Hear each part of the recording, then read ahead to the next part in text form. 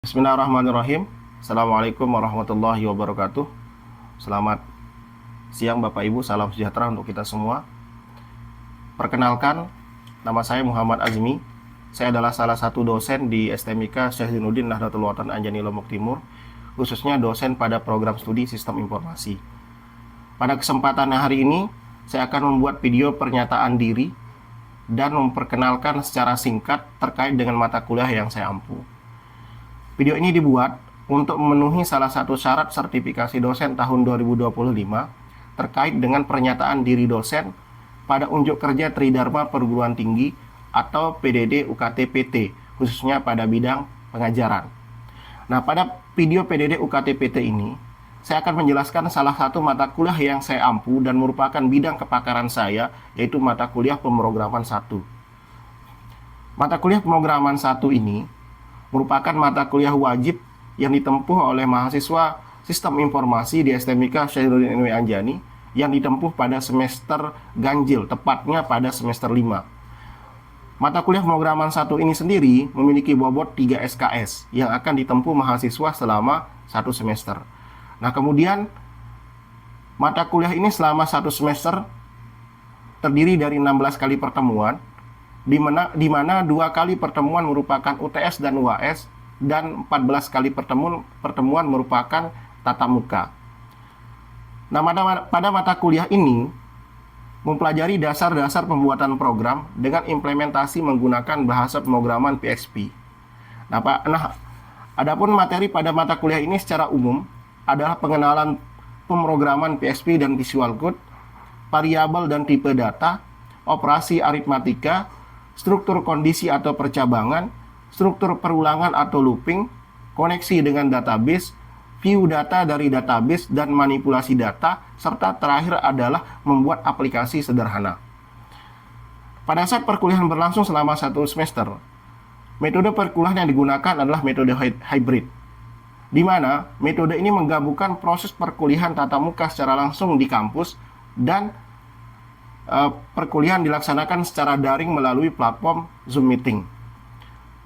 Pada proses perkuliahan, metode penyampaian yang digunakan adalah Delivery Interaction Assessment, di mana pada proses perkuliahan ini ada transfer ilmu, ada transfer materi yang diberikan kepada mahasiswa, mencakup materi-materi yang tersusun dengan rapi seperti yang telah saya sebutkan di atas. Metode perkuliahan juga saya menggunakan metode ceramah dan diskusi. Nah, pada metode ceramah ini, selain menyampaikan teori, biasanya setelah itu saya melakukan demo pembuatan program atau aplikasi yang terkait dengan materi hari itu. Sedangkan pada metode diskusi yang berlangsung adalah diskusi 2 arah, antara mahasiswa dengan mahasiswa dan kemudian dosen dan mahasiswa.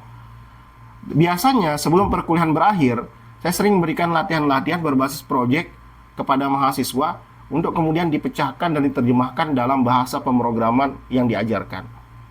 Selain itu, selama perkuliahan, saya juga memberikan tugas kepada mahasiswa, baik tugasnya bersifat individu maupun sifatnya berkelompok, di mana tugas-tugas tersebut berbasis pada studi kasus atau berbasis pada proyek. Nah, pada akhirnya perkuliahan ini memiliki penilaian, di mana penilaian pada mata kuliah ini memiliki 5 komponen penilaian. Yang pertama adalah presensi atau kehadiran, selanjutnya ada tugas, ada kuis yang masing-masing bobotnya adalah 10%, dan yang terakhir adalah UTS dan UAS dengan bobot masing-masing 35%. Untuk mengukur pemahaman mahasiswa lebih mendalam, biasanya pada UAS saya menggunakan ujian berbasis proyek, di mana mahasiswa diharuskan untuk membuat sebuah produk aplikasi secara utuh atau sistem informasi secara utuh yang kemudian dipresentasikan di depan kelas.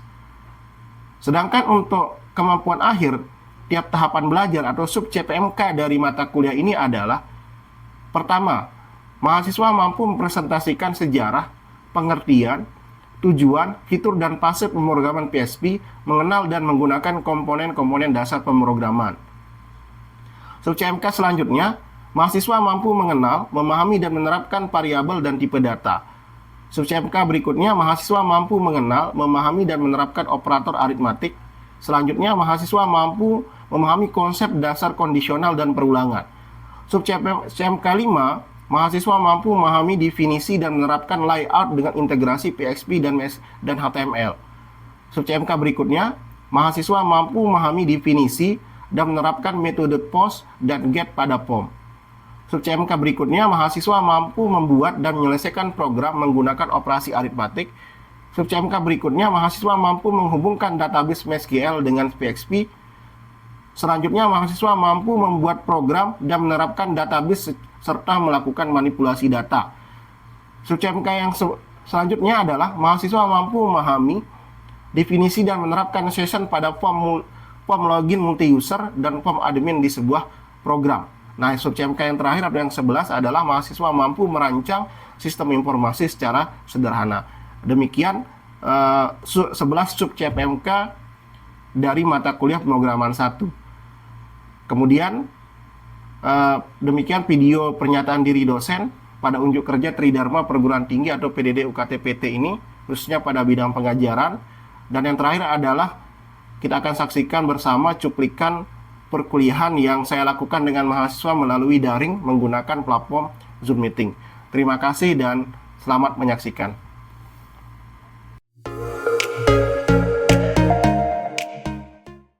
Bismillahirrahmanirrahim. Assalamualaikum warahmatullahi wabarakatuh.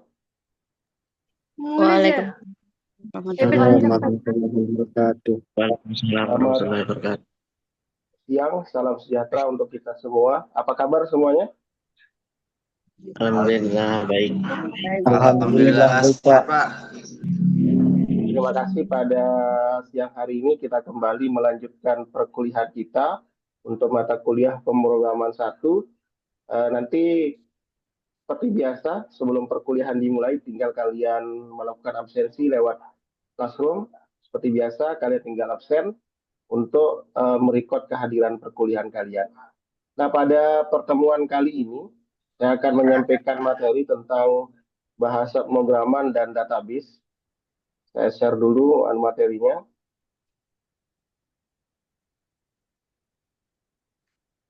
Sudah kelihatan enggak materinya? Belum, Pak. Materinya sudah. Sudah, Bapak. Sudah. Sudah, Pak. Sudah. Nah, Oke. sudah, Pak, sudah. Nah, materi kita pada hari ini adalah membuat koneksi database MySQL dengan bahasa pemrograman PHP. Nah, sebelum saya lanjut ke materi, saya ingin mereview kembali tentang database, karena sebelumnya database ini sudah kalian tempuh di semester 2. Saya ingin tahu dulu, mungkin ada yang bisa bantu saya menjelaskan definisi database itu apa dan tujuannya apa. Silakan, siapa yang bisa bantu saya?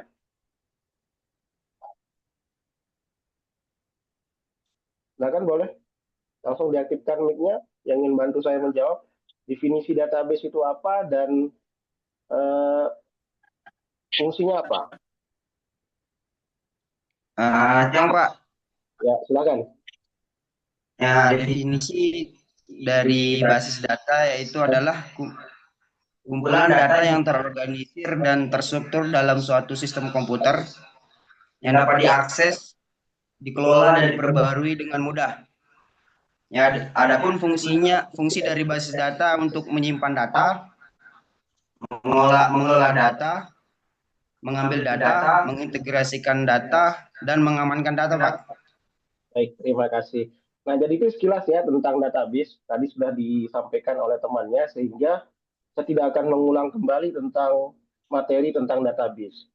Nah, yang diharapkan dari perkuliahan ini adalah, keluaran yang diharapkan, yang pertama, mahasiswa mampu menghubungkan database MySQL dengan bahasa pemrograman PHP. Kemudian, yang kedua, mahasiswa mampu membuat program dan menerapkan database serta melakukan manipulasi data. Itu yang diharapkan dari pertemuan ini atau dari materi hari ini. Selanjutnya, ini adalah beberapa pokok pembahasan yang akan kita bahas pada pagi hari ini. Yang pertama, atau siang hari ini, yang pertama adalah PHP dan MySQL. Yang kedua, tools pendukung yang akan kita gunakan untuk melakukan koneksi. Yang ketiga ada koneksi database dengan PHP, kemudian keempat membuat database, yang terakhir adalah menampilkan data. Dari 5 pokok pembahasan ini kita akan bahas satu-satu. Yang pertama adalah PHP dan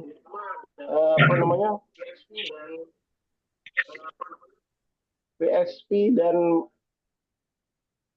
MySQL. Nah, PHP dan MySQL jadi seperti ini. Basis data adalah satu komponen penting dalam bahasa pemrograman apapun. Jadi bahasa pemrograman apapun yang kita gunakan selalu terkait atau selalu berhubungan dengan namanya database. Karena data itu harus disimpan di dalam sebuah database. Kemudian, PHP sendiri mendukung berbagai jenis koneksi basis data, diantaranya dengan basis data MySQL. Selanjutnya, MySQL adalah salah satu basis data relasional yang paling banyak digunakan dan paling banyak digunakan dengan bahasa pemrograman PHP. Jadi, MySQL ini adalah salah satu database yang cukup populer dan yang paling banyak digunakan untuk bahasa pemrograman PHP sendiri. Nah, ini kita lihat sekilas tentang integrasi atau arsitektur dari PHP Database Connection. Jadi seperti ini gambarnya, ilustrasinya. Jadi ini tinggal diperhatikan, ada database, kemudian ada bahasa pemrograman PHP sendiri, ada proses koneksi dan server. Di mana nanti bahasa pemrograman PHP ini akan terhubung dengan database MySQL melalui MySQL extension, melalui dari API dari MySQL ini yang bisa menghubungkan antara bahasa pemrograman PHP dengan database MySQL yang kemudian datanya diolah atau dikendalikan oleh server. Jadi begini sekilas tentang arsitektur dari PHP Database Connection. Nah, selanjutnya adalah PHP dan MySQL. Nah, untuk melakukan koneksi antara database dengan PHP dengan MySQL, itu yang pertama adalah kita membutuhkan namanya MySQL extension. Nah, ini versi lama, MySQL extension ini yang pertama ini. Nah, ini berlaku di PHP versi 1 sampai dengan PHP versi 4. Selanjutnya yang terbaru yang sekarang digunakan adalah MySQL extension. Ini yang paling terbaru versi perbaikan dari MySQL extension. Yang selanjutnya adalah yang dibuat sendiri oleh PHP namanya PDO, PHP Data Object. Ini khusus untuk pemrograman berorientasi objek yang disediakan oleh PHP sendiri. Jadi itu sekilas tentang PHP dan MySQL. Nah, yang selanjutnya adalah tools pendukung atau aplikasi yang menjadi bagian utama atau pendukung dari proses koneksi antara database dengan MySQL. Yang pertama ada Laragon. Nah, Laragon ini adalah web server seperti yang kita gunakan untuk latihan di kelas. Kemudian ada Visual Studio Code untuk kita nulis kode programnya. Kemudian MySQL sendiri database-nya. Yang terakhir adalah HDSQL. HDSQL ini adalah aplikasi berbasis GUI atau Graphic User Interface yang kita gunakan untuk manipulasi data nanti. Selanjutnya adalah bagaimana cara membuat database MySQL dengan HDSQL. Nah, pada semester 2 sebelumnya mungkin teman-teman sudah pernah belajar membuat database tapi berbasis command prompt atau menggunakan perintah command prompt. Nah, sekarang kita coba menggunakan GUI. Ini lebih gampang caranya. Jadi kalau kita buka aplikasi HDSQL, tampilannya cukup sederhana dan sangat user friendly. Jadi gampang sekali untuk digunakan, tidak susah. Oke, yang pertama kita lihat. Nah, seperti ini. Di sini kita tinggal create, kita meng-create kita tinggal create database-nya di server, klik kanan, kemudian tinggal create new, kita pilih database, kemudian kita buat database-nya. Nah, di sini kebetulan database-nya kita buat dengan nama _mahasiswa. Setelah itu tinggal diklik OK. Nah, kita sudah berhasil membuat database. Nah, setelah database dibuat, selanjutnya yang kita buat adalah tabelnya. Karena ibaratnya database itu adalah sebuah bangunan, sebuah gedung. Nah, di dalamnya gedung itu kita butuh ruangan untuk menyimpan barang, menyimpan lemari misalnya, menyimpan meja, dan seterusnya. Maka tabel ini ibaratnya adalah sebuah partisi atau ruang penyimpanan. Bagaimana cara membuat tabel? Tinggal kita pilih database tadi yang sudah dibuat. Seperti ini, tinggal diklik kanan, nanti ada muncul create new, kemudian pilih tabelnya. Selanjutnya, kita tinggal buat tabelnya dengan nama tabel mahasiswa, misalnya, dan strukturnya seperti ini. Ada NIM, ada nama mahasiswa, ada jenis kelamin, ada alamat, ada prodi, dan di set. Nah, itu sudah berhasil cara membuat tabel sendiri. Ya, sampai sini paham ya? Belum kita lanjut, paham ya? Paham sampai sini? Nggih, Pak. Nggih, Pak. Paham. Paham, Pak. Selanjutnya adalah Paham, sekarang Bapak. kita membuat koneksi database dengan bahasa pemrograman PHP-nya. Seperti biasa, seperti latihan yang sudah kita lakukan di kelas, tinggal kita buka proyek kita misalnya di Visual Studio Code. Bagaimana cara membuatnya? Kita lihat. Nah, untuk proses koneksi database dengan pemrograman PHP itu kita menggunakan kode program. Kode programnya seperti ini. Tinggal teman-teman buat sebuah file baru di VS Code dengan nama connection.php, kemudian kita masukkan kode program yang ini. Nah, dari baris 3 sampai baris 6 itu namanya inisiasi variabel atau deklarasi variabel untuk menghubungkan dengan database. Di sini kita deklarasikan hostname-nya apa, username database-nya apa, password-nya kalau tidak ada tinggal dikosongkan, kemudian nama database-nya apa. Setelah itu tinggal kita melakukan koneksi. Nah, koneksinya dengan perintah yang baris nomor 10 ini. Kita tampung perintahnya dalam sebuah variabel. Di sini variabelnya namanya adalah koneksi. Kemudian kita deklarasikan menggunakan MySQL extension tadi yang sudah saya jelaskan di awal dan memasukkan semua variabel yang sudah dideklarasikan. Dari baris 3 sampai baris 6 tinggal kita panggil nama variabelnya. Setelah itu, sampai sini sebenarnya sudah berhasil connect. Antara database dengan bahasa pemrogramannya sudah terkoneksi. Nah, tapi kita perlu melakukan pengecekan. Benar nggak berhasil connect apa enggak? Menggunakan perintah if atau pengkondisian. Misalnya, jika koneksi gagal atau koneksinya error, nanti akan muncul pesan bahwa koneksi gagal dilakukan. Nah, kalau berhasil tidak akan ada pesan error. Jadi ini adalah perintah untuk melakukan koneksi database sendiri. Selanjutnya, bagaimana menampilkan datanya? Setelah berhasil kita connect, tentu kita ingin tampilkan datanya.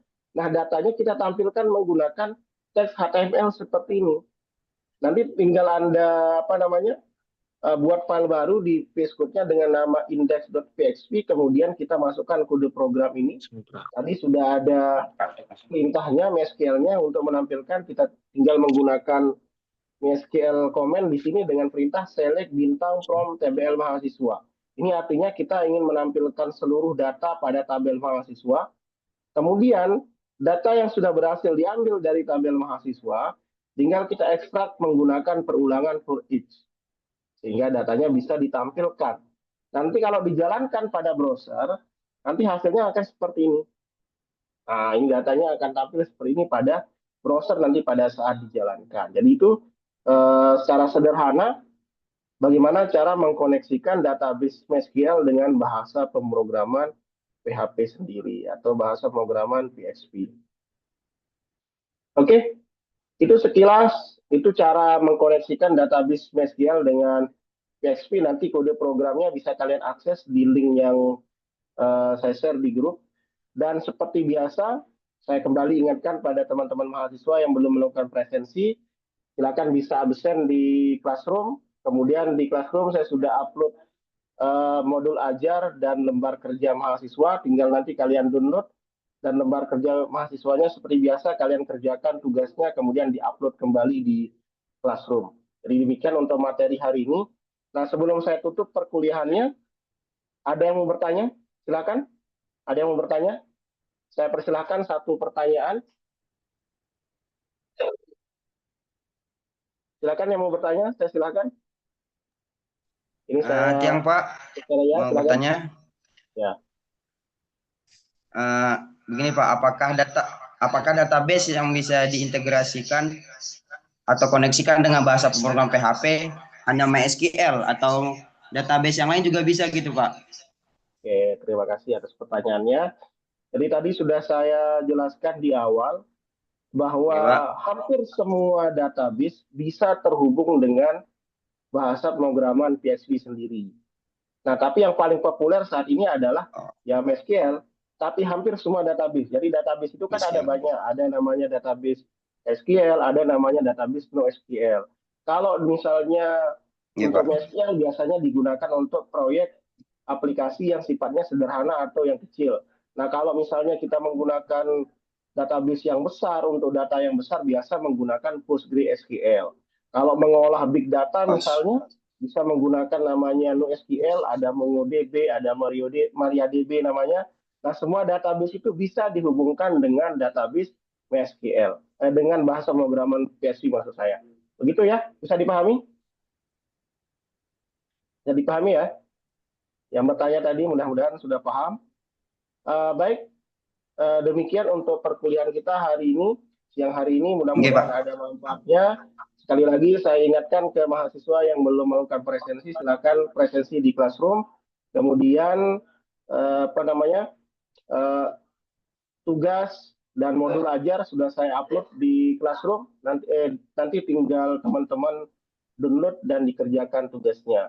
Terima kasih atas perhatiannya. Kita jumpa lagi di perkuliahan berikutnya. Terima kasih. Assalamualaikum warahmatullahi wabarakatuh. Sampai jumpa. Iya, Pak.